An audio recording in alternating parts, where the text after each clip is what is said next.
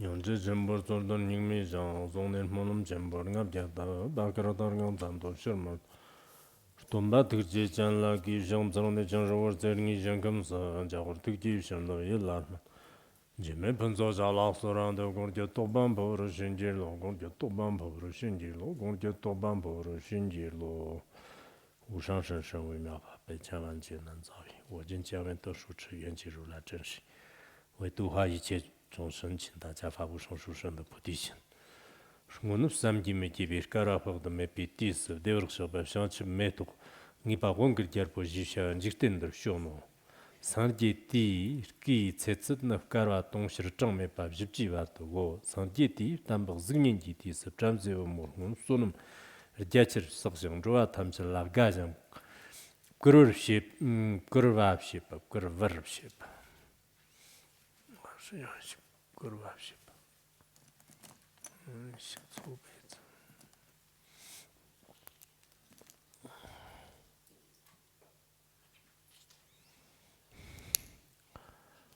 гүрвэр шипадан жуадан небадан допадан нерви ценагын лар намжи 中日学吧是有多，我对你的嘛呢，落大当单上达到工作什么来，你不是学吧有喏。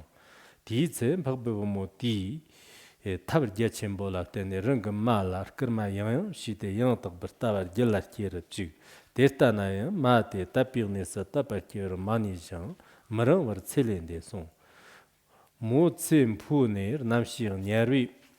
Nyāram nārmetar tōngri kirto, tītsi trāmzēwa mō rāngā mātēn jikten dā tsōbi tīsi lē jimzē lā matapar shīne lē jī tōlā tēne ngā sōnda ngī pēr kiyo dō nyamda hōgzō.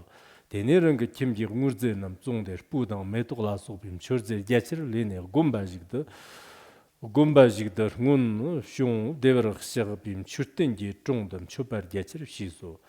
Vomu gumba ter chumjar anane mzidig dang zujat dambi devrag shagba shanchib me togi ba wongr gerbur kızgım tongri gerdo diitse jamze vomu devrag shagbir kızgı ji jare la yang tene tapa genjerdan perver gerdo morun ge yelan dartarda semte sanji shanchib chimbo sanji ji shanchib chimbo ni ba yenla tamchim kimbe yishidan dambe karte sanji enjiktendir jigna daqma 실지 네 그런데 기버 디나 상제티 니버담 켐버는 여로 잠시 우모테 따르다 삼네 인런와르담 치마톤장 상지지 자르라 묵맙슴 버타버시 디체 남칸에 잡숑템 박말로 교치 데터 총에다 맹능만돈 다크 쿄라 마르카치지 네데 탐버공 지토소 데네 잠시 우모 랑니 타르모 저데 남칼라 타브젠던 더크도 소르와 킷 진지 점주단 연단단 베덕 셈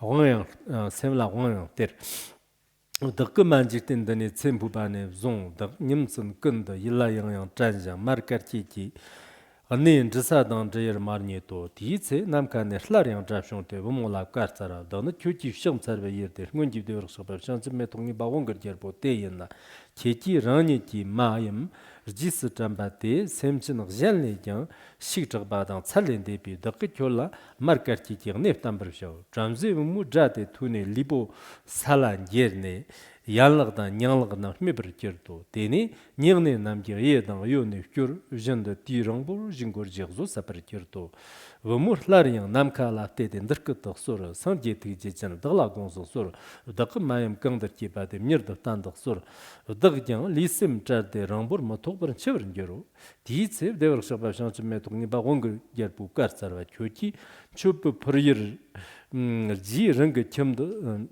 kökim çoba pırverji pırji rang kimde sonra li tambur gone raniti mayan ma yang yıllap şuba tang ma kartiki ne de şibrin gero diitse jamzi vumu nirde sandye lap şamsarde ranga nesir levso deni li tambur datchang raniti ma yang yıllap şi yılla çad zebde 냠슨 xiga varda devr xigba shangchi me to ngiba gongir gerbo la sura tsechi da tabo di tse glover da rangnin chonjim jig da leberger su di chen loglo den korjan der libo tamchig chigle zeba xjangzan marungwa mangbu su tang da sharne ne varda takram pardang shibjin ba tang tiba dang me gertung chipchig mangbu sonang da mar longjan yervati xjangzan marungwa tak tabjang zubjin da zavrashida yang nojin jigse rongwa zik natsuk yo parte lagmangdang mugmangdang rkangmangdang gomang sukji rajir tabim chewar nombo tak kane shir ngundu shongja nichingi marnang xjanzin marungwa te tak chungda tedni wungo shlari yang xjanzin namgi mate tak lakparaw shijang gomjig me paraw zabraw shibam tongo di tse jigsi rungwa chuk chak zik natsuk ba ter nam yin rangbor tawar mabzu pajigdar nango Te disip tramse umonu samji yelapshi birtobji rangzhin jinjikchak kanga mawshung. Terir tigme pa jipin zhiyi gerbo zhiga wumola shigm sarjang dirkatak sorwa mawshang chib sema laga ket jib shirdag nendar peba yin. Disip tramse umon zhiyi gerbo la jiba nenda kanga yin. Tigme jir meba ndanak chigri chenbu korbo ruu nufshuk jim rim tangbo yin. Wumu jiba dakka tuba lak chigrib korbi nangdag nyarwag musu yopa teb dennam. Tigme jir meba nyarwana musu yopa yin.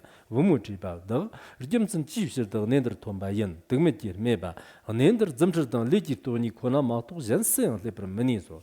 Wumu meba Ndar jimtsin jibshirdam tsu chir nam loglugdo korwadang nichingi madang xjangzin marungwa tenri mangbo yopa yin.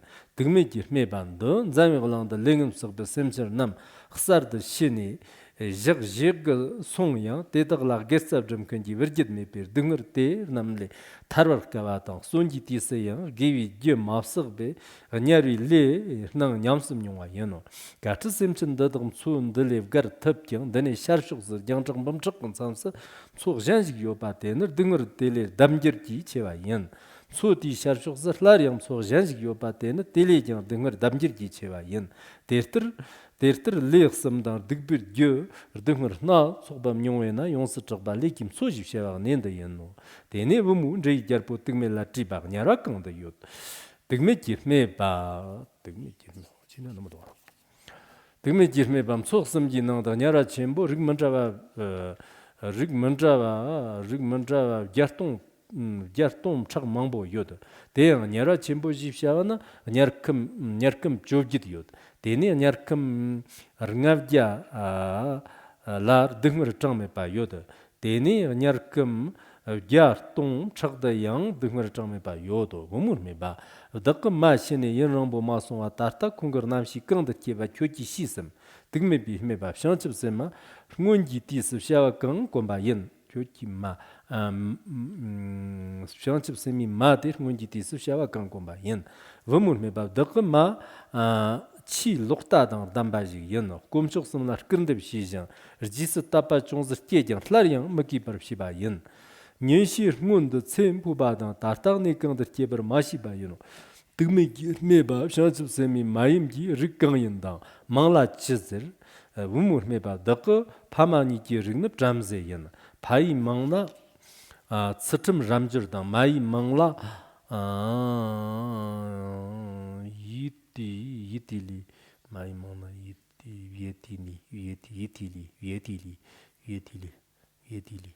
yitili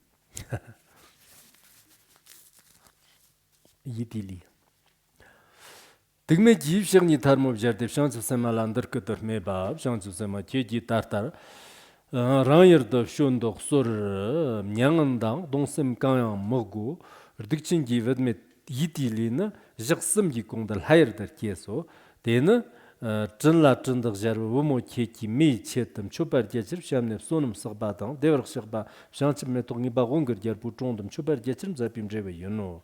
Shanchib semi mayim ko rangnidar dingarle taran mazit nyin terim narmeki semchin chi mambo yang tara topdeb deva nyamsam nyongurib shizo. Njayi jarbu terke ter mebi lagni tarmov jarde songo. Dene tramze wumur manam sapab jindar kachika ringang nesa tono. Tertir lagbar stognev devrxba Shanchme to Nibagonga Gerbum Churtengi, John the Tramsiv Munderkut, Semkipat, the Kumau, Karahodame Pala took a Varta, Tabjachimbola, Tener, Dugduk, Simsonam, Jojo Shago, Dice, Sanji in Jahoran La Karsarban, Jahor, Skap Didi in J. Gerbu, Tigmidna, Tati Shanchu San Juan, Norshiginla. Skap Didi, Tramsiv Mona, Tati Shanchu San Juan, Sai Nyambo, Sai Nyambo, Savir Molum Jimdo. 地藏经第4课，从10分整开始。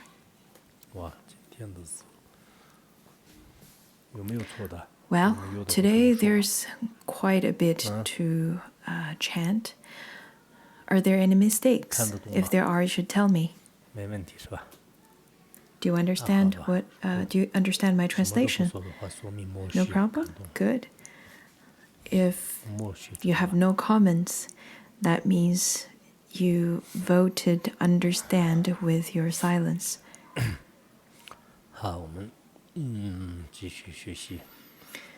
Good. So let's continue with the study of Ksitigarbha Sutra. Right now we're studying the first chapter out of 13 chapters. And it is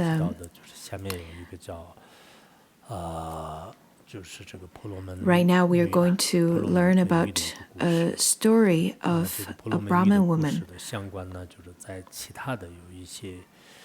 This story is related to, or this story is also talked about in other texts, including the Sutra of Continuum Treasure, where inside of it, it has a quote from Ksitigarbha Bodhisattva, and that quote is related to the story that we're going to study today. And the story goes that during Tang Dynasty, there was once a woman, her mother passed away.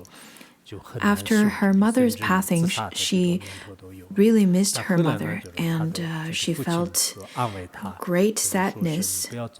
And sometimes, because of her cravings, she would have the thoughts of suicide.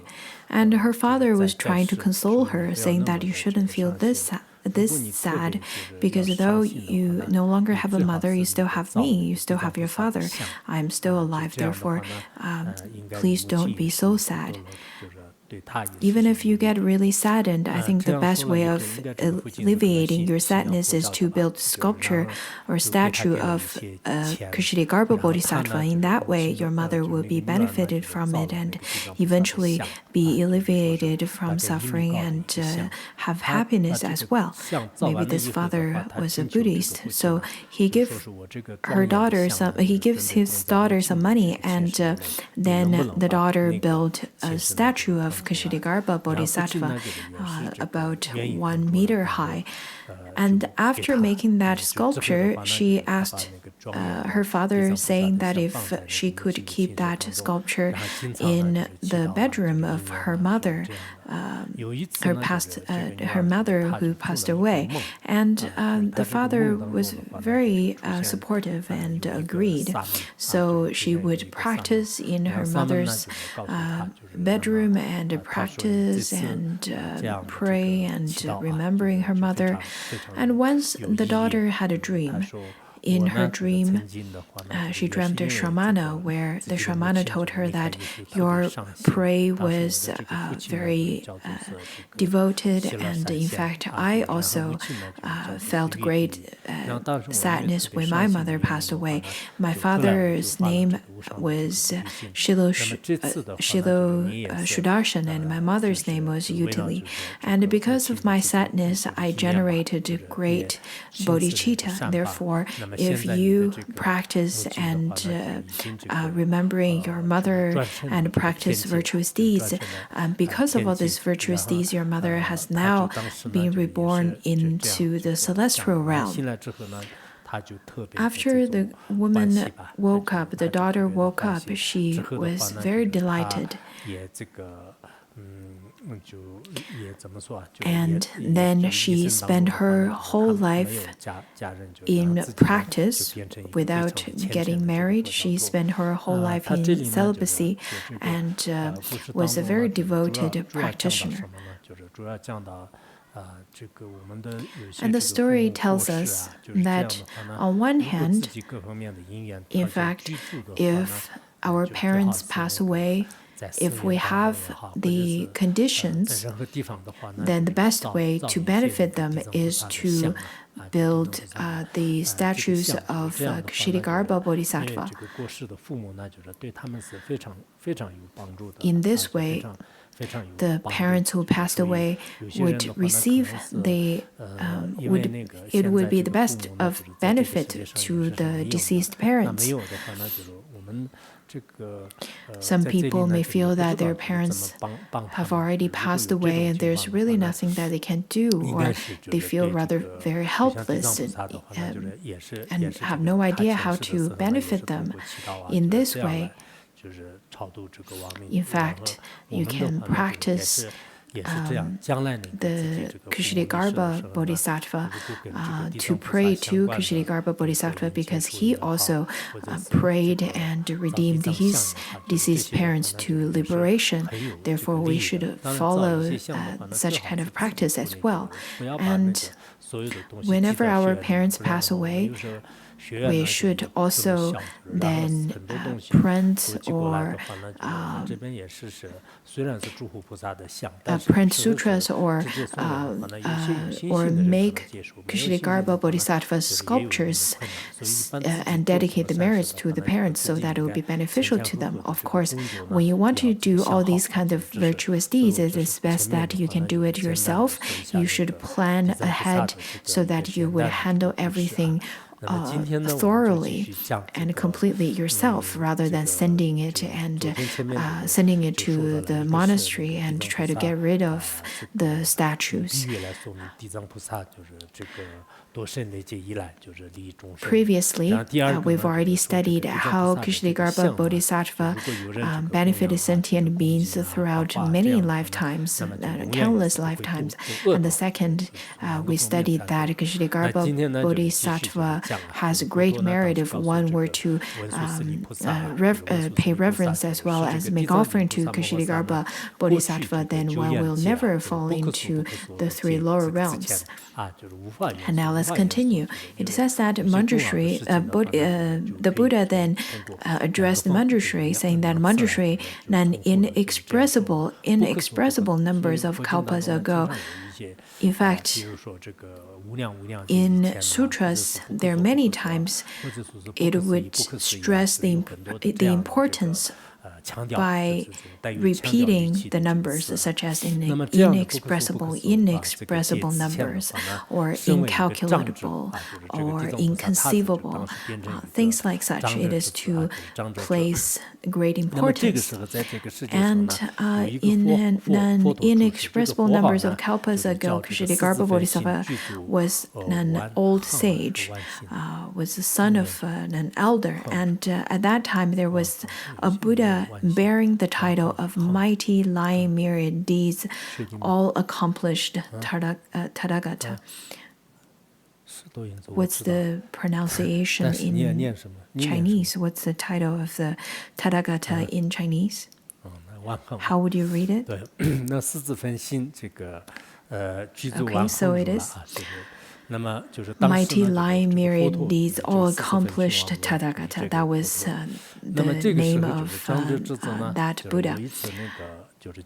And at that time, this sage then encountered the Tathagata and saw this Buddha's majestic form, seeing the Buddha's body was adorned with thousands of blessings. So this sage, after seeing the Buddha's body that was adorned with thousands of blessings and with such kind of majestic form, just as in the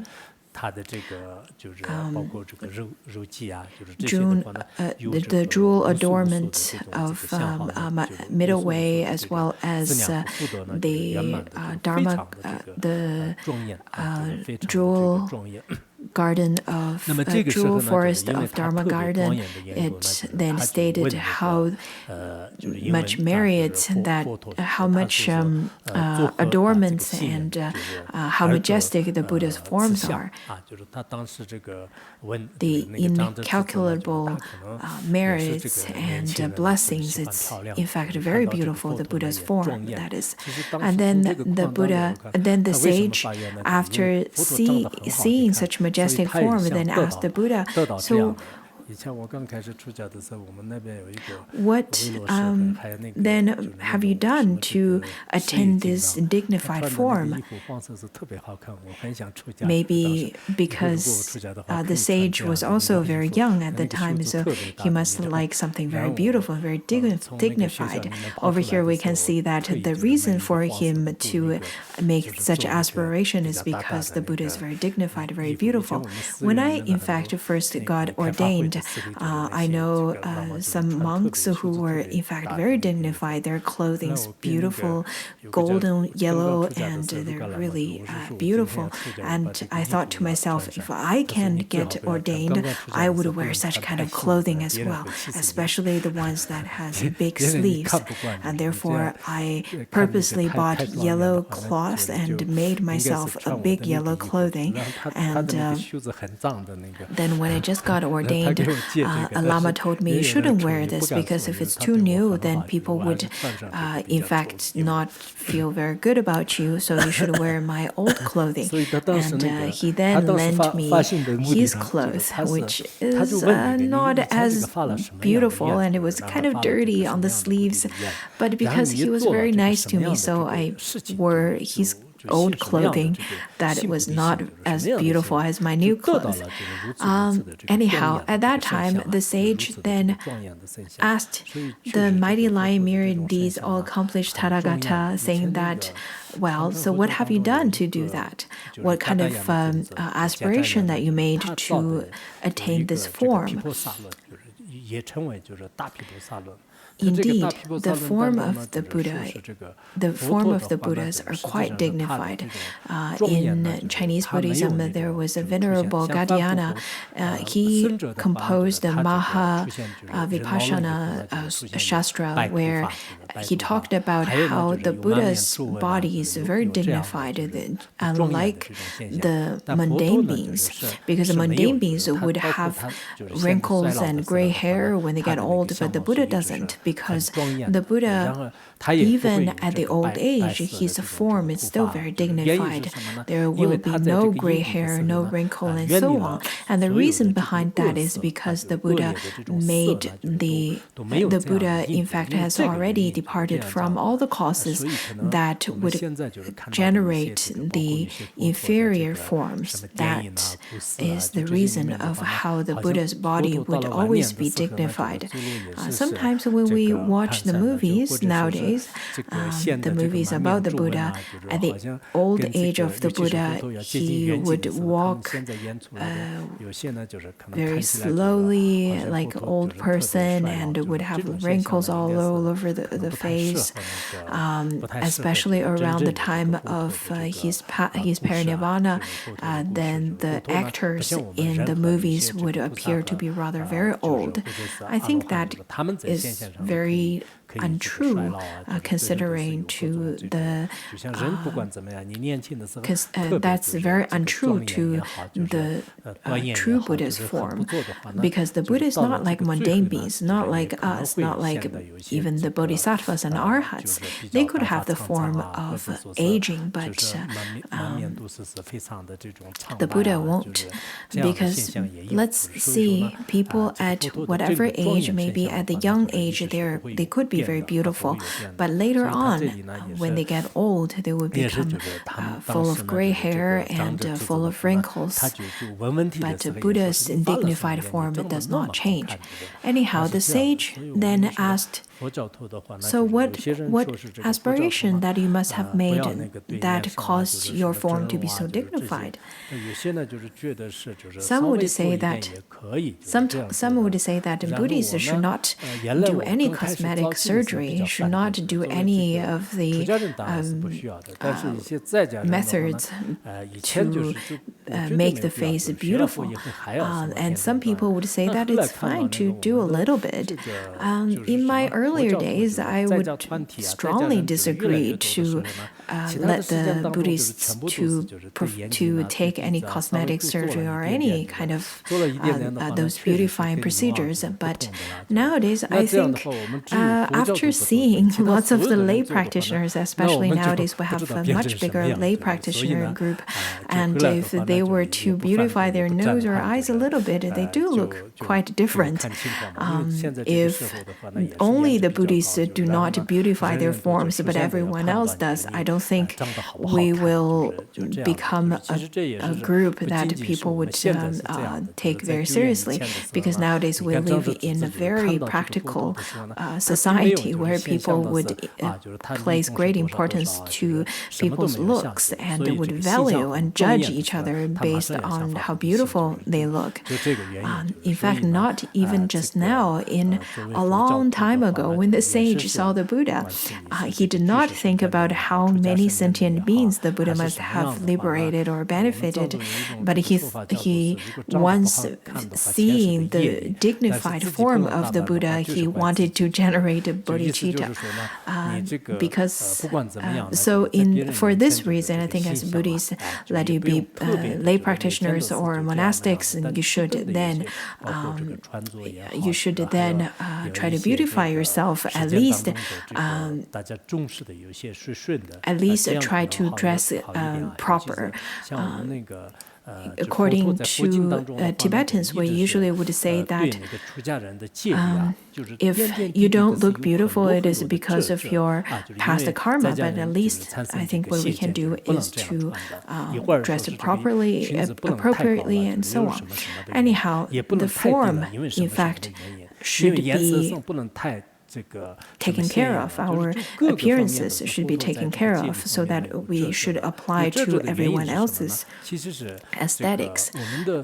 In the Vinaya that's taught by the Buddha, in fact, there are things that the monastics should avoid, such as the dress should not be too high and should not be too low, and so on, because the lay practitioners might generate a wrong view towards the monastic. So that's why the Buddha would then make such rules for the monastics. There are practitioners nowadays. In fact, they would say that I've seen through all of these. I don't need to wash my clothing, and I don't need to care about my appearances. I don't think that would work, because we need to comply to the society's rules as well. We should learn to do that, because then it would be helpful to propagate the Dharma. So the Sangha group nowadays, in fact, we do have much better conditions, much better materials.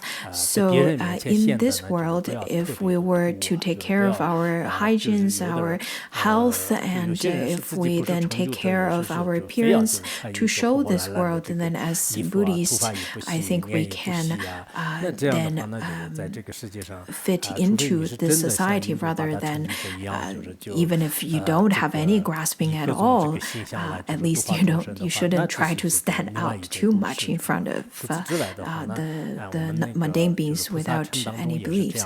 And there are people nowadays, they are not fully realized ones at all, but they would wear dirty clothing, they won't wash their hair and face and so on.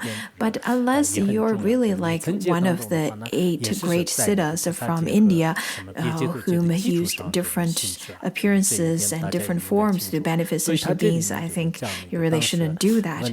For the ones who've taken Bodhisattva vow, you should really try to comply with the sentient beings. Let sentient beings to be joyful whenever they see you. Let them to be happy. We should then try to apply different kinds of actions based on different kinds of vows you've taken.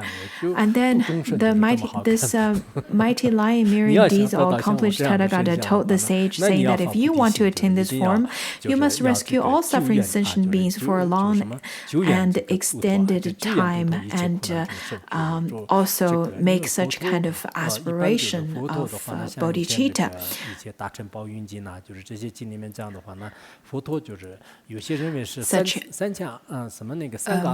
In fact, the Buddha, he stated in the Mahayana's Jewel Cloud Sutra, he said that there are people who would make the aspiration It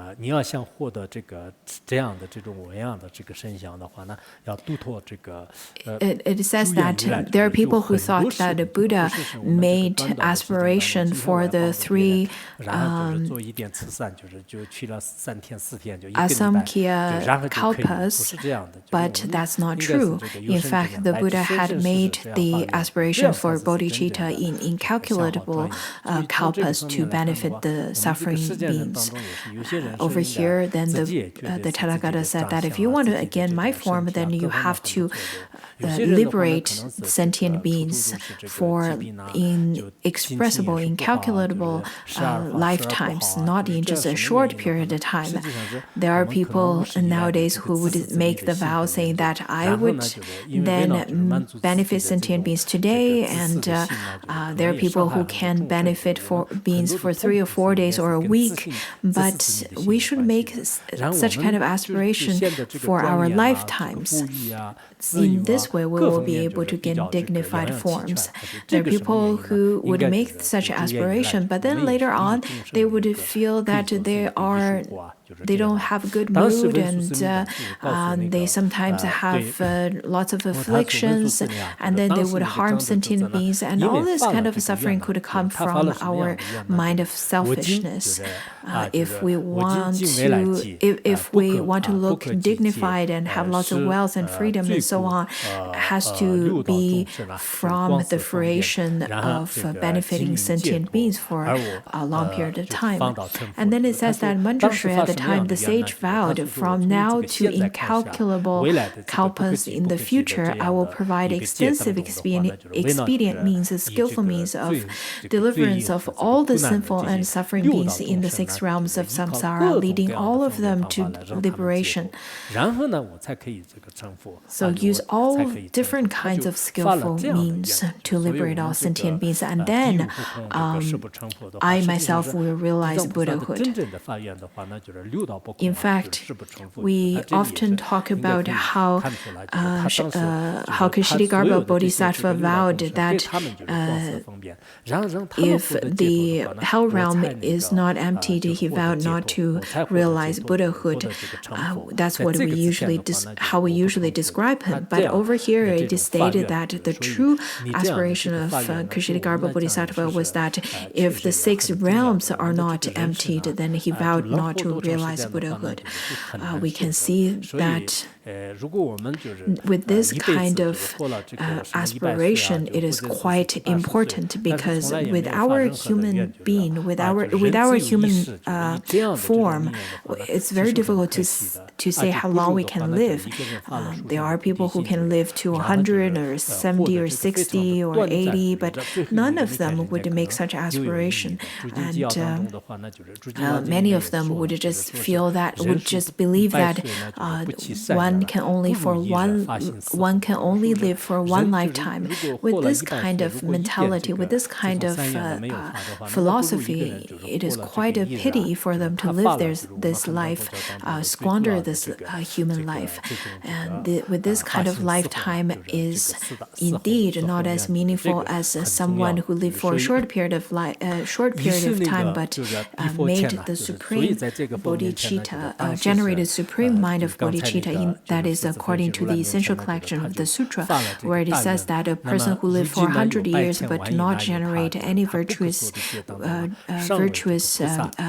aspiration is not as worthy of the ones who lived only for 1 day but made great aspiration. And then he took such a great vow in front of that Buddha. And even now, after trillions of inexpressible numbers of kalpas, he still remains a bodhisattva. Nowadays, we would chant the name of Ksitigarbha Bodhisattva. We know that he, though, is still a bodhisattva, but he had already made the great vow for inexpressible numbers of kalpas. Now I remember that we should chant the name of Ksitigarbha Bodhisattva's name, because nowadays we have flooding and a pandemic, especially nowadays the flooding is quite severe. We can see that from the news.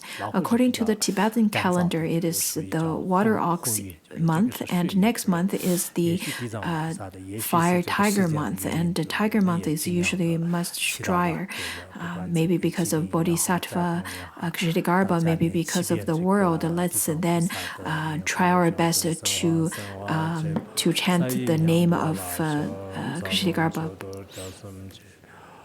上周三花千波萨依娘波拉香藏龙求多教僧祇。上周三花千波萨依娘波拉香藏龙求多教僧祇。上周三花千波萨依娘波拉香藏龙求多教僧祇。 上周三花千波萨依娘波拉香藏龙求多教僧祇。上周三花千波萨依娘波拉香藏龙求多教僧祇。上周三花千波萨依娘波拉香藏龙求多教僧祇。 上周三花拒绝挣扎吧，可当个最早当香港，最近长久让不挣扎吧，定扎可能的算计了修。啊，那个地藏菩萨的话，那就是应该是那个占察三恶业报经当中也说了。In the Sutra of observing the virtue and unvirtue karma, it stated that, in fact, in the age of 5 degenerations, we should supplicate to Ksitigarbha Bodhisattva because that would benefit us the most. It is then because of his wish and his vow, therefore, to supplicate to him would be the most beneficial. On top of that, it is also because of the karmic connection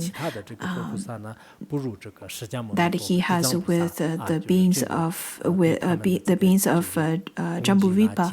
So for all of those conditions, causes and conditions, therefore the beings of Jambudvipa should supplicate, should venerate Ksitigarbha Bodhisattva and Shakyamuni Buddha. We should venerate the ones who has the closest connections to us, and in this way it would be the most beneficial. Usually we would call Ksitigarbha Bodhisattva as the wish-fulfilling king, wish-fulfilling jewel, the one who fulfills the wishes of all sentient beings. So nowadays there are people who has all kinds of wishes, but as practitioners, our wish is that I wish that I can benefit sentient beings. I wish I can gain such kind of ability soon. I wish I can benefit immeasurable beings. I wish I can attain enlightenment without any afflictions. We probably have more wishes like this, but mundane beings, of course, they would have mundane wishes such as buying a luxurious car or finding the perfect lover and so on. Unless, of course, there are beings who have the karma that cannot be transformed, and we should then try our best to supplicate Ksitigarbha Bodhisattva, whom can definitely fulfill all kinds of wishes. This is quite important. So now let's then study the 2 stories of Ksitigarbha. In the first chapter, Shakyamuni Shakyamuni Buddha, first of all, he talked about the merit of Ksitigarbha Bodhisattva, and then he talked about the aspiration that was made by Ksitigarbha Bodhisattva. One is as a sage, that is the son of an elder, and then the other one was the story of a Brahmin woman. So those were the two stories. And then let's talk about the story of Brahmin woman. There are many kinds of films made based on this story. I think some of them have altered content, but well, as long as it's beneficial. We played that over here, and I think whenever you have time, you should watch it as well. There are many ways of attain information nowadays, so you should try your best to familiarize yourself with Ksitigarbha Bodhisattva in this way. Even if you are sleeping at night, everything is a Ksitigarbha Bodhisattva, and then you'll be very successful in your practice. I noticed there are people who would listen to class, but kind of nodding off, and the ones who would eat and listen, walk and listen.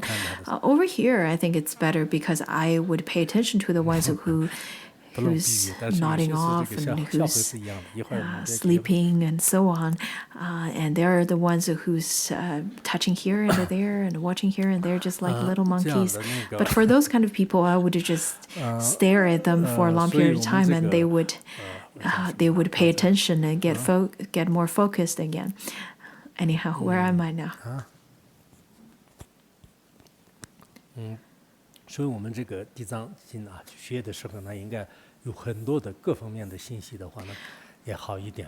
So when we're studying Ksitigarbha Bodhisattva, we should try to generate and we should in fact try to gather many information on this particular topic.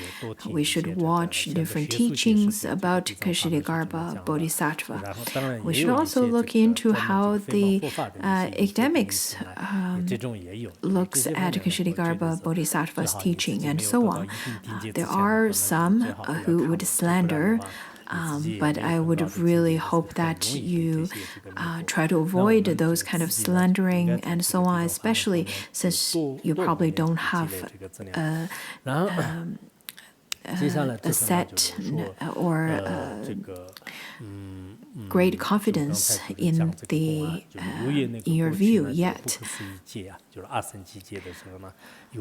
Now, let's continue. Moreover, in the past, in an inconceivable Asankhya number of kalpas ago, there was a Buddha bearing the title of Awakened by Flower Meditation Self-Mastery King Tathagata. The Buddha's lifespan was 400,000 trillion Asankhya kalpas. Wow, that's a long period of time that we cannot conceive at all. That's probably during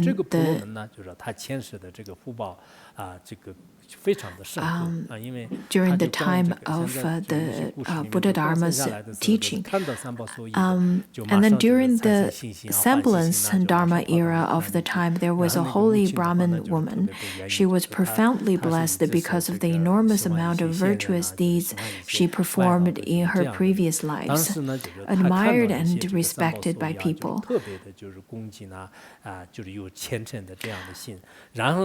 And she was also protected by the devas at all times and places. However, her mother had deviant beliefs and would often disrespect the three jewels.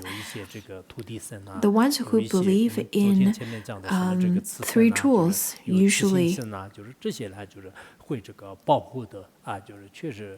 would be protected by the protectors, by the virtuous protectors.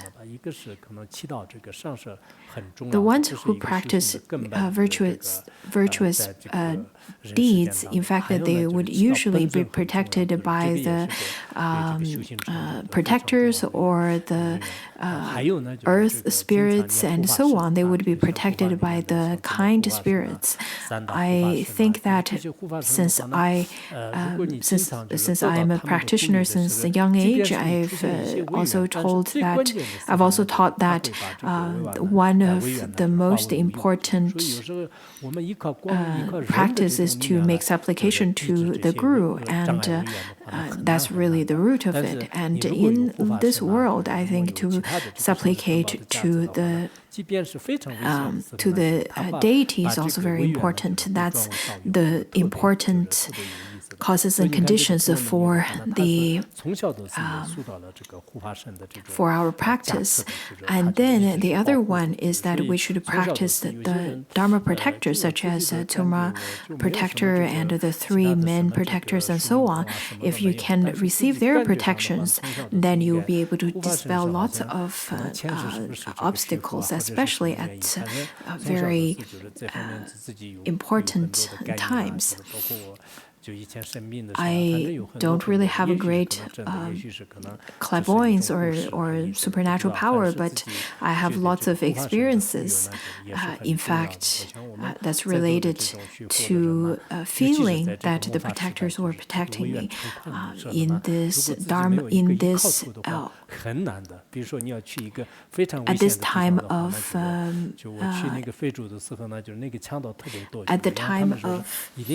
dark age, where there's overpowering obstacles. If we don't have any place to rely, then it will be very difficult. Just as if we go to some dangerous place without any protection. When I went to Africa, because certain countries have lots of bandits, and therefore they arranged a policeman sitting at the front holding a gun. And whenever there are groups of young people get close to us, he would stand there with a gun, and then those young people would run away. So if we don't have protections, then it will be difficult for us to accomplish our practice. Anyhow, so this Brahmin woman was protected by the protectors since a young age, but her mother has great wrong views, and she often would slander the three jewels and harm the three jewels. I think there are people, just like nowadays, there are people not only they don't have faith, they would destroy the ones who have faith and try to slander them. And at that time, the Brahmin woman tries many skillful means to persuade and lead her mother to adopt the righteous view. Yet the mother did not completely change her ways. Just as nowadays, I see some of our fellow practitioners who tried very best to use many expedient ways to lead their parents onto the virtuous path, but maybe one day they would feel they succeeded, and the second day they feel they didn't. They would feel very happy when the mother would follow and would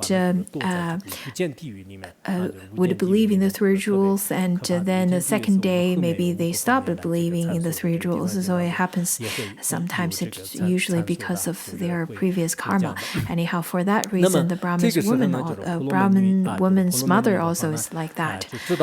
So the Brahmin woman's mother did not generate a full faith into the Dharma, and soon after she passed away, and she then was reborn into the Avicii hell.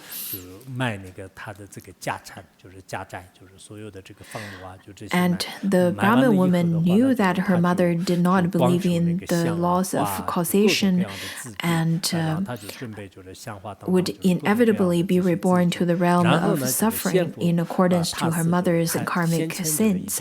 To relieve her mother of this suffering, she sold off her home to purchase a vast amount of incense, flowers, and other offering items. She made great offerings to the stupa and temple of the Buddha of that era. To the deceased ones, it is the best to make offering of the objects that they had a great grasp, they had great graspings. That would be very beneficial for the deceased ones. In Tibetan Buddhism, the belief is that if one person dies, then it would be the best to offer the object, the material, the things that they had greatest graspings, such as mala, and then you should make offering of that person's mala to the Sangha or to the great masters, and then they would practice to alleviate them,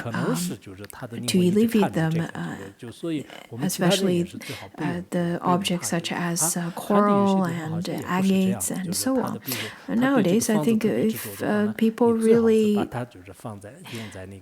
have lots of grasping towards their cars, cell phone, camera, and so on, whatever things they are, then their soul might then grasp, their mind might then be in their grasp onto the things that they really enjoyed when they were alive. And therefore, those things really, it would be the best for it would really be the best if other people don't use it frivolously. In the mainland tradition, I think it's very different. But I think if the deceased one have lots of grasping to the house, then it is best to make offering of that house to the three jewels. It will be the most beneficial to them. Later on, we will talk about that as well. The later generation or the relatives could practice for that person's liberation, and if they do, they would, the deceased one would be able to receive 1/7 of the merit, and the rest of the merit would be gained by the ones who practice for them. Therefore, it is the best for us to practice and to offer the objects of his belongings when he was alive. In the Abhisheka Mantra Sutra, it says that if one were to make offering of the deceased ones to the three jewels and to build shrine halls and bathhouse and garden and so on, this is the best way to cultivate merit and virtue. In this way, the deceased one could be alleviated from hell realm and attain the cause and conditions to attain liberation. In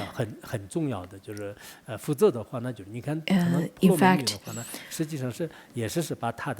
in Tibet, that's what we do. Such as herders, they would make the offering of the best horse with the best saddle, and then make offering of such to the Sangha, especially great masters. So the Brahmin woman also made offering with the house, sold the house, and make the great offering to the stupa and temples of the Buddha of that era.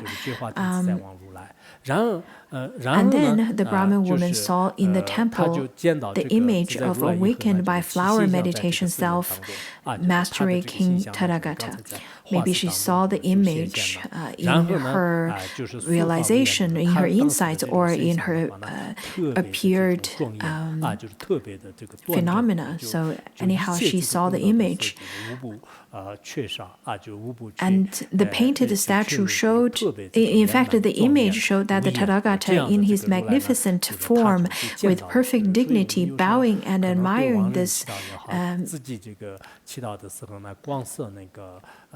So she bowed and admired the magnificent image, and then this Brahmin woman was inspired with a great reverence.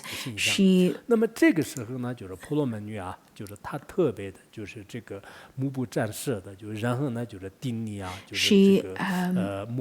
bowed and and venerated, prostrated without distraction, and admired the Tathagata's magnificent appearance.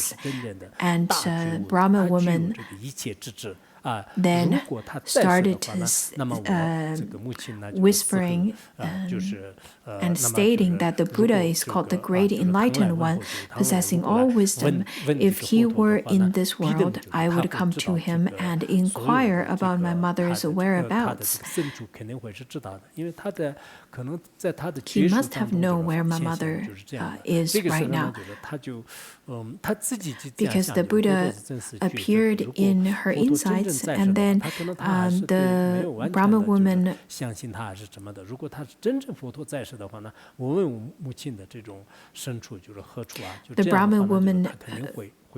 thought to herself, I would inquire this Buddha, where is my mother?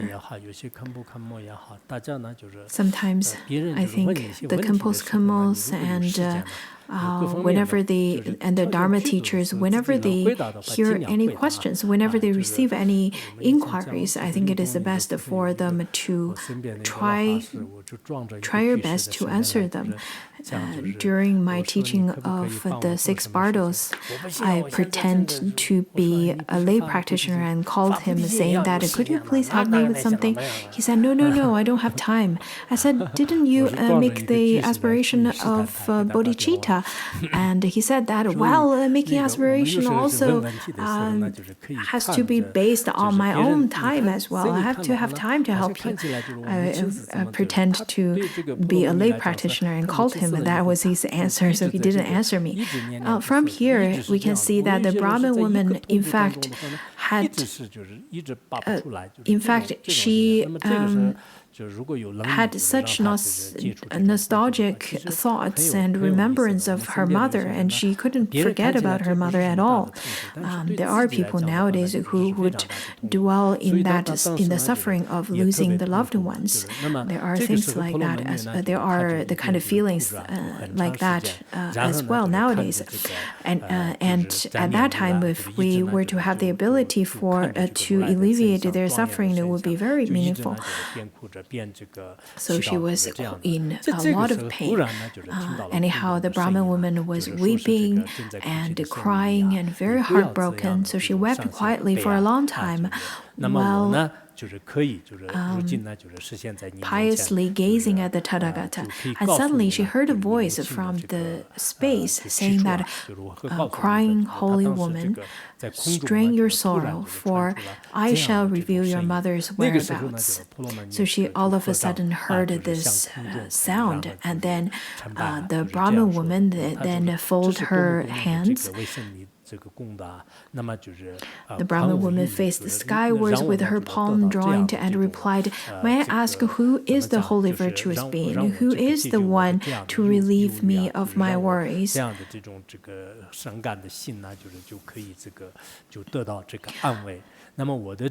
Who is the one that's consoling my breaking heart? Since losing my mother, she has been in my thoughts constantly, both day and night.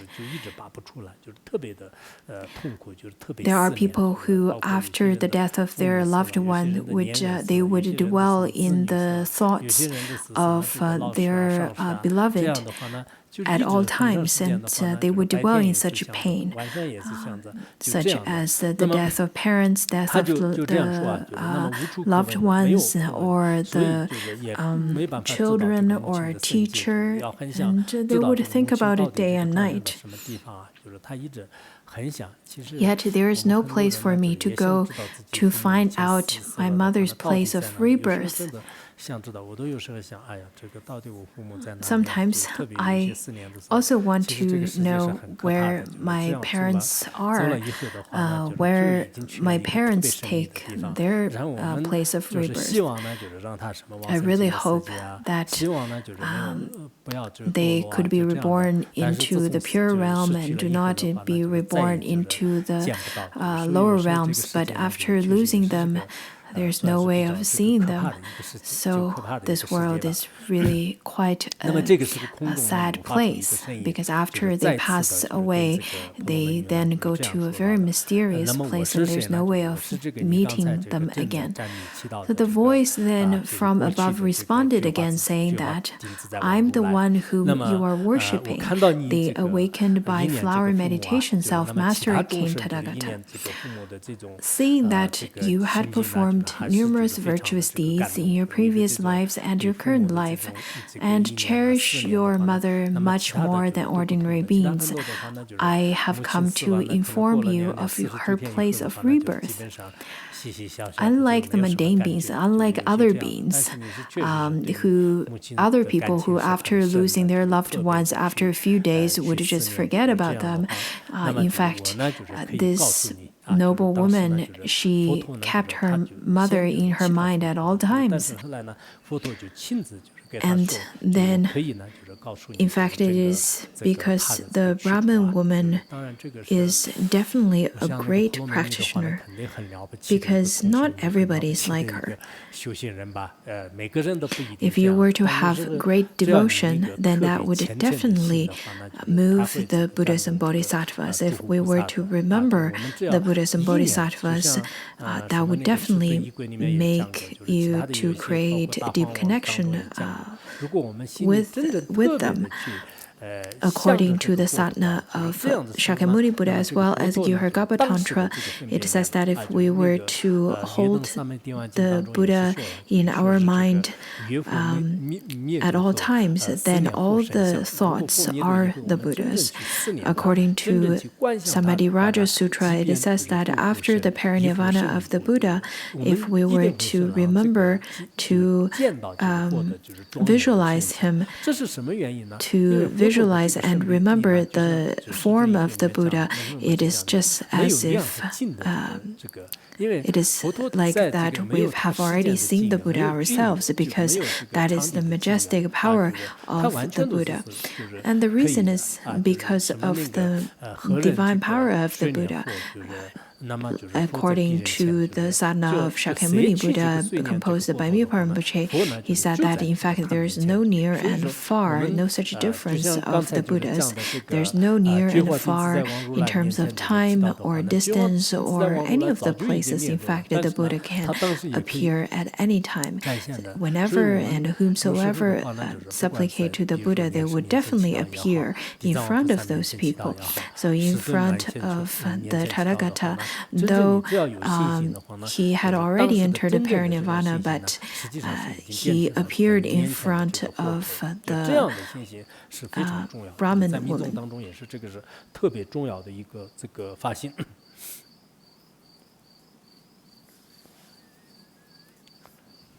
We have to finish the story today, okay? 今天这个故事要讲完啊。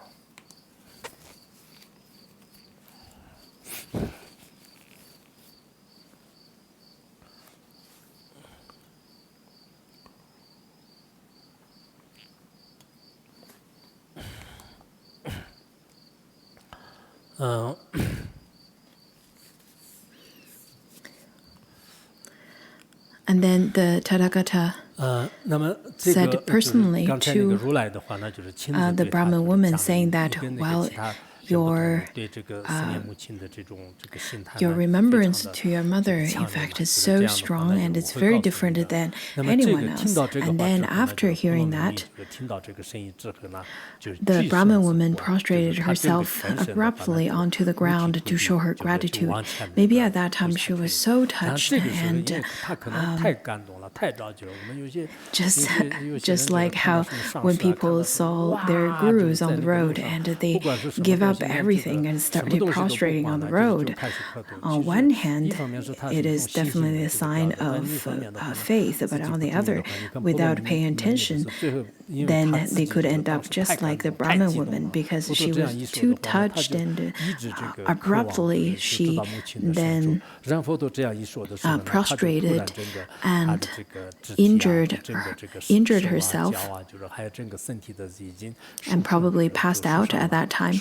After passing out, then her attendants came to hold her steadily for quite a long time.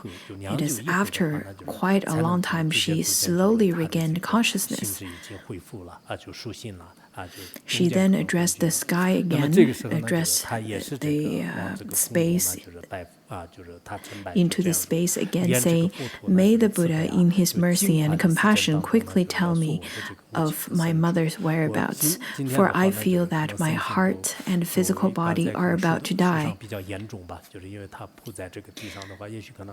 Maybe because she really hurt herself, and she then said that maybe I will die very soon. It is possibly that she injured herself quite badly. Therefore, she really wants to know where her mother is. So she wants to know where her mother is at that moment. And then the Brahmin woman, I think, from certain levels, she definitely had lots of grasping towards her mother. In this world, there are people who have lots of graspings towards different people, some towards the lovers as well, such as the story told in the extensive biography of Shakyamuni Buddha, where there was once a woman after her husband's death. She kept on holding on to the corpse of her husband and wandered around in the charnel ground because of her grasping. And then the awakened by flower meditation self-mastery King Tathagata replied, "After having completed your offering, go directly home, sit reverently and contemplate my title. Then you will know your mother's whereabouts." So the Buddha told her that you shouldn't stay here, rather you should go back to your old residence and meditate and contemplate, and then you will know. So the Brahmin woman returned to her residence after her contemplating the offering and the name, wishing to find out her mother's whereabouts. In fact, over here, there are two meanings of contemplating. One way is contemplating on the name, and the other is pray or supplicate. In my translation, I translated it as supplication, because if I were to translate it directly, it would be a little bit odd. But my translation would be easy to understand, especially if you understand both of the Chinese and the Tibetan language, because the ancient Chinese would be a little bit difficult to understand. So she then, after completing the offering and contemplation and recitation, then wishing to find out her mother's whereabouts, she reposed herself in seated meditation and contemplated the title of awakened by flower meditation self-mastery King Tathagata. After one day and night of contemplation, her mind was in deep meditative state, and she saw herself being transported to the shore of a boiling sea. So all of a sudden, she then went into hell realm without death. In the animation, there was one scene where the Brahmin woman just directly flew into the hell realm. On that sea, there were many beasts with bodies made of iron, flying over or running up on it and chasing people in all directions. She saw men and women numbering in the hundreds of thousands struggling to stay afloat in the sea. Different kinds of wild beasts were there, such as jackals and wolves and so on, and they were all running after women, after people over there. On top of that, there were rakshas as well. Some yakshas in various forms. Some of them have many arms and numerous eyes, and some of them have sharp teeth, and some of them with many legs and multiple heads, and some of them have the teeth as sharp as swords protruding from their mouth. These yakshas chased and herded both men and women into the claws of the iron beasts, which seized and snapped all these men and women by either their heads or feet. The various ensuing gruesome dismemberment. I think the dismemberment scenes would be easy to be shown with the computer tools nowadays. Anyhow, they were too horrible and frightening to look upon.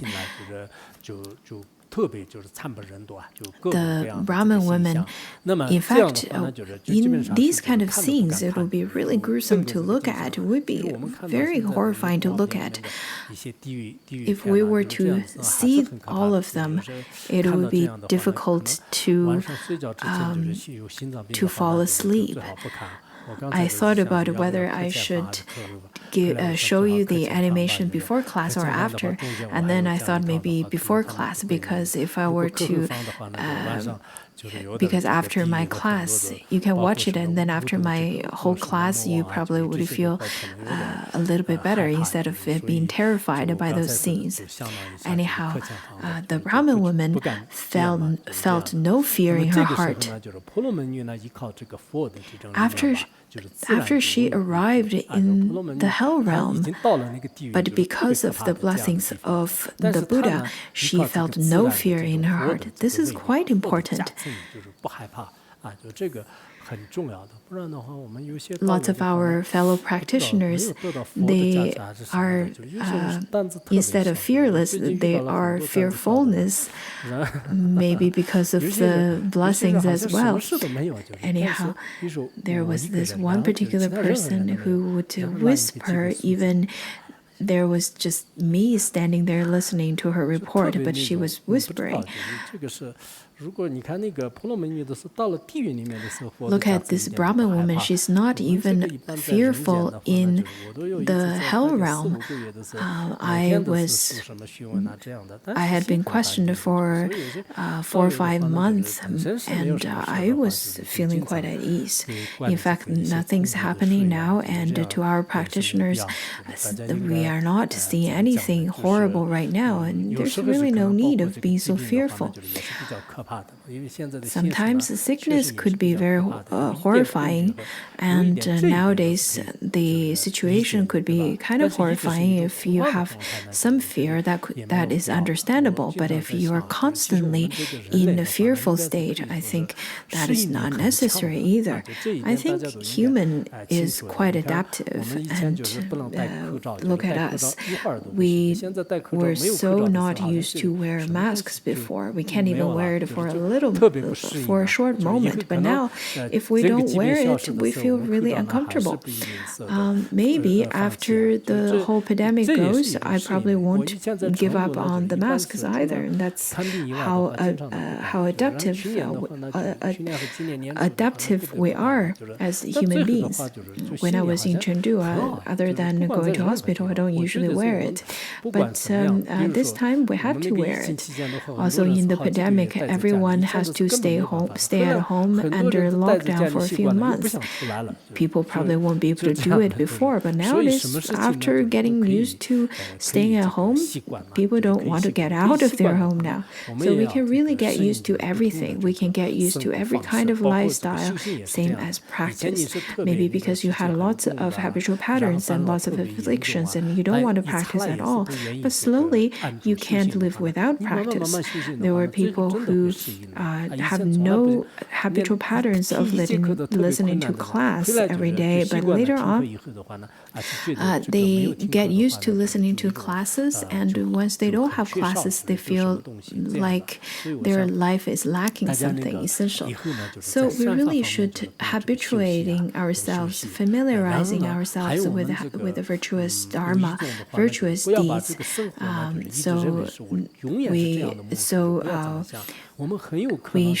We should familiarize ourselves with it, and on the other hand, also we need to be prepared.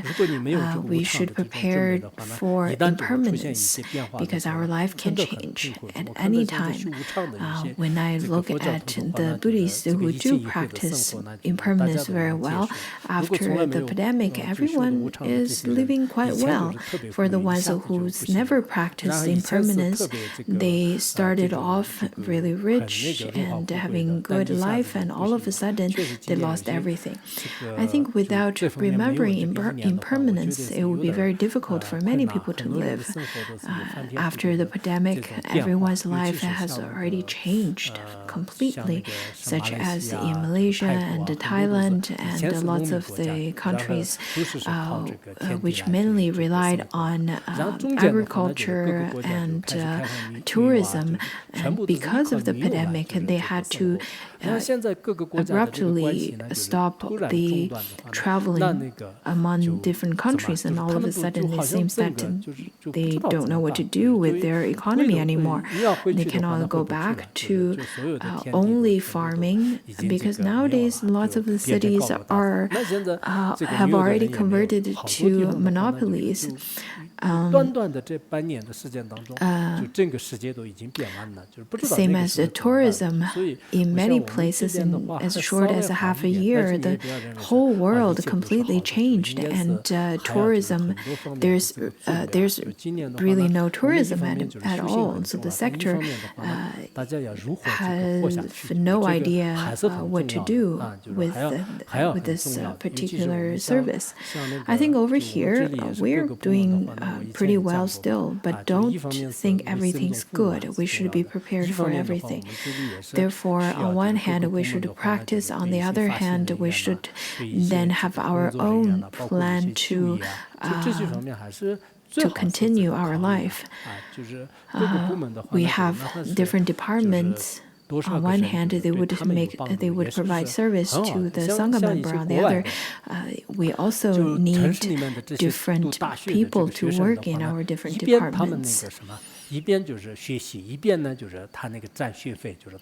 And when we look at students from abroad, they would study at the same time, would work part-time so that they can pay off their tuition. I think similarly in the pilgrimage, in the holy places of Buddhism, such as us, on one hand, we should practice, on the other hand, we should study and then also work at the same time. I think nowadays our practitioners, they're doing really well. Some people, they do rely on the salaries to live their life as well as help others. After hearing about what they are doing with their salaries, I think that's really wonderful. When new people come here, they definitely need other people to take care of them at the beginning. So I really hope that our supervisors or people in charge, they should really try to understand and try to get to know if there are people who need help. At the same time, I think we don't need to be very fearful about everything, fearful about this and that. Then eventually you have to live in lots of fear and anxiety. But if your mind is calm, then even if you live in a great horror, you won't have any fear at all. Just look at the Brahmin woman. I think she's quite great. I really want to be like her. She has no fear at all because of the blessings of the Buddha.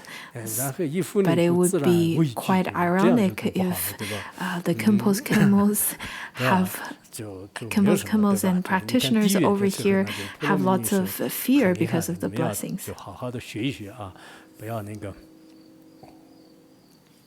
Do we still have a lot left? Okay, not too much now. Good.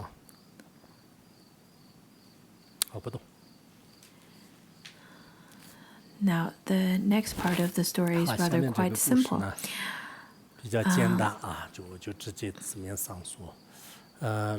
Since the Brahmin woman has already arrived at hell realm,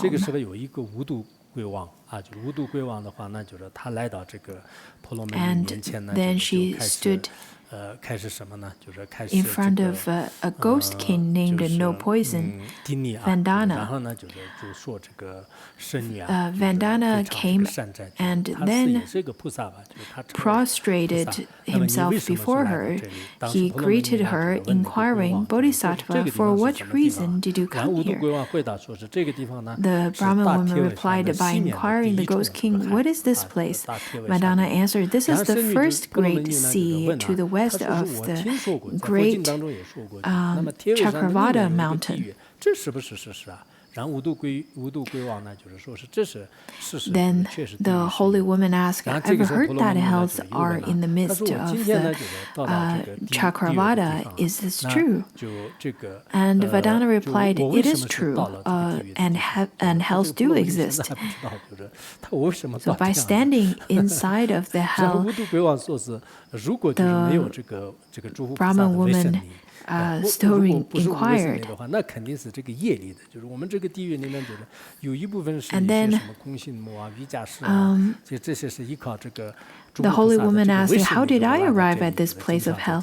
Vandana replied, "If not by the use of the divine power, then it must be cause of karmic force. Other than these two forces, there is no other way of gaining entrance into hell. There is no way of coming into our hell realm at midnight by jumping over the walls. But we can't really use that metaphor over here. Anyhow, the Brahmin woman asked again, "What causes this seawater to rise and boil? And why are there so many suffering people and fierce beasts here?" Then Vandana replied, "Those suffering people are the newly deceased beings from Jambivipa who committed evil deeds. For the period of 49 days after their deaths, none of their relatives performed virtuous acts on their behalf to ease and deliver them from their sufferings. Since they did not perform any virtuous deeds while alive, their negative karma is guiding them into the various hells. Consequently, they must first pass through this great sea. 100,000 yojanas to the east of this great sea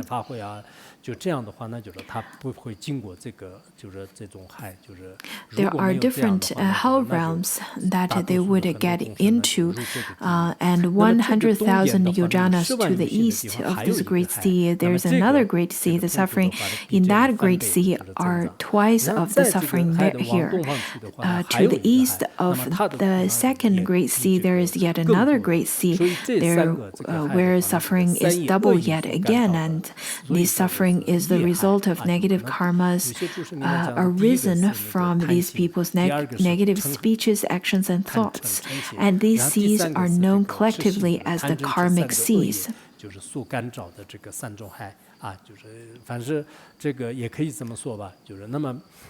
So the oceans or the seas are collectively known as the karmic seas. The holy woman also asked the ghost king Vandana, "Where are these hells?" Vandana replied, "All hells are within these these three seas. Since we already know from the previous statement that there were three seas, and the number in hundreds of thousands, each one is different from one another. There are 18 great hells, the hot and cold, and then there are 500 secondary ones, and within each there is boundless suffering. Additionally, there are hundreds of thousands of hells in the next category, and within each there's also immeasurable suffering. So we really need to chant the names of the Buddhas. In this way, we definitely dispel the sufferings of sentient beings. We have to practice in such a way. There is a Mantrayana teaching called the Immeasurable Gates of Subtle Practice Sutra, where it says that the ones who practice chanting the name of the Buddha, there is and to such kind of people, they will not be taken by the evil or evil karmic force. There is another one that is called Dharmatara Meditation Sutra, where it says that even if one has 100 heads and each head has 100 tongues, if all of them were to talk about the suffering inside of hell, in fact, they cannot do so. So over here it talks about the immeasurable suffering. The Brahmin woman asked the great ghost king, "My mother died recently. Do you know whereabouts of her spirit?"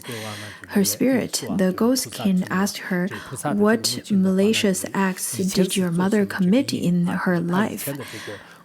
So what kind of jobs did she do? The ghost king basically asked her that.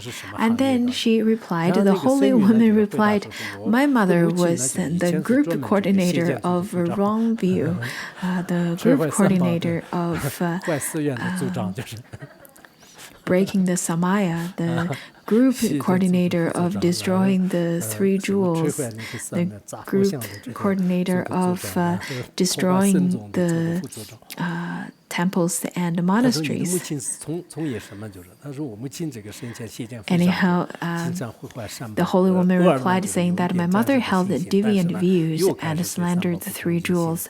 Sometimes she half-heartedly believed in the Dharma, but then would reject it again. Though she died recently, I don't know her whereabouts. Then Vandana asked, "What was your mother's name?"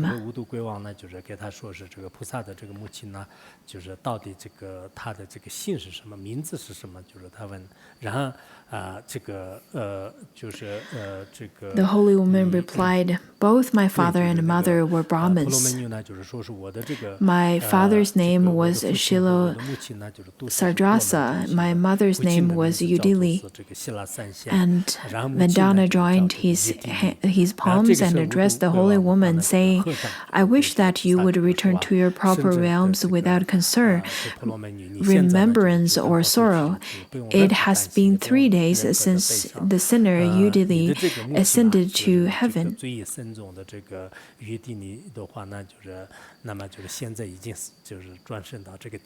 She already took rebirth in heaven realm. The animation that we saw at the beginning of the class, at that time,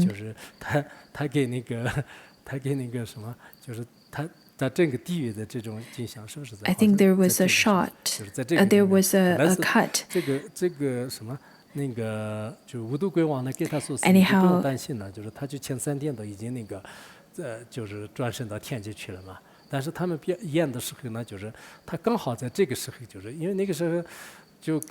I'm not sure about their timing, but I think there is a cut.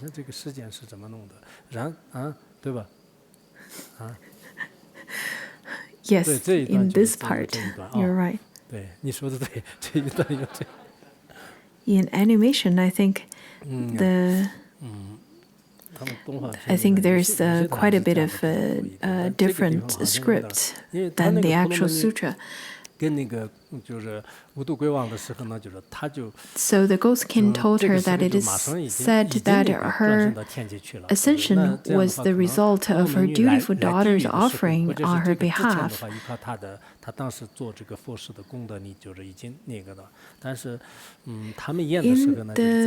the animation, I think it shows that her mother actually experienced a lot of suffering in the hell realm. I think that's what it was.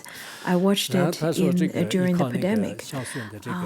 Anyhow, the ghost king said to her, because of her daughter's offering on her behalf to awaken by flower meditation self-mastery King Tathagata's stupa and temple, not only was the Bodhisattva's mother able to leave hell on that day, all the sinners in Avicii hell with her also benefited and were reborn with her into heaven. Having said this, the ghost king withdrew with his palms joined. Then the Brahmin woman awoke as if it was a dream and realized this matter had come to a close. All of the insights then slowly dispersed. Afterwards, in front of the stupa, an image of the awakened by flower meditation self-mastery King Tathagata. I believe I'm not quite sure how the image works. Anyhow, the Brahmin woman vowed in front of the image of the Buddha, saying, through all of the future kalpas, for the sake of all sentient beings, all suffering sentient beings, I shall provide extensive expedient means for their deliverance and liberation. That is the true difference between Mahayana and Hinayana and Mahayana. We should make the aspiration in all the kalpas to liberate all sentient beings, just as the king of aspiration, where Samadabhadra made the aspiration without the exhaustion of space and exhaustion of the sentient beings, without the exhaustion of afflictions. I vow to liberate the sentient beings. In such a way, we should vow to liberate the sentient beings, the suffering sentient beings. So over here, the Brahmin woman did not felt that her duty was due because of her mother already got liberated. She still made such a vow. At first, she did make a vow. She did really want to liberate her mother, and that's why she supplicated and prayed. But later on, she then made a vow to liberate all sentient beings. That is like her own mother. So we should make the same supplication. We should then, based on, maybe we would have a cause to lead us to the Dharma, and then eventually we would make the supreme bodhicitta. So at the end, I think we should really remember that however Manjushri made the aspiration, I will do so. However Samadabhadra made the aspiration, I will follow that. However the previous masters made the aspiration, I will do the same. So today I think since Ksitigarbha Sutra is such a great sutra with lots of full of blessings, in the way that all the great masters in Chinese Buddhism they would place great importance. In fact, many people know the story of the Ksitigarbha Sutra. It is only the people from the academics only find different flaws, but other than that, there's really nothing else. There's no one else who would say that there's any flaws. So for all of us who are studying the Mahayana Sutra, we should then generate the mind of bodhicitta, Brahman woman who first started off with some selfishness because it was her mother, because of her grasping to her mother. She only wanted to know where her mother took rebirth, but later, after knowing her mother was born into heaven realm, but with such a kind of a cause, she then generated supreme bodhicitta. The Buddha told Manjushri, the ghost king who were named Vandana at the time, is now the foremost in wealth bodhisattva, and the Brahman woman is now Ksitigarbha bodhisattva. And let's stop here today. 明天有课啊，明天，昨天说了吧。Sonam dai tamche zebanya thona ni be jana pashe jerga na ji rarlon chuba chubum sonen drova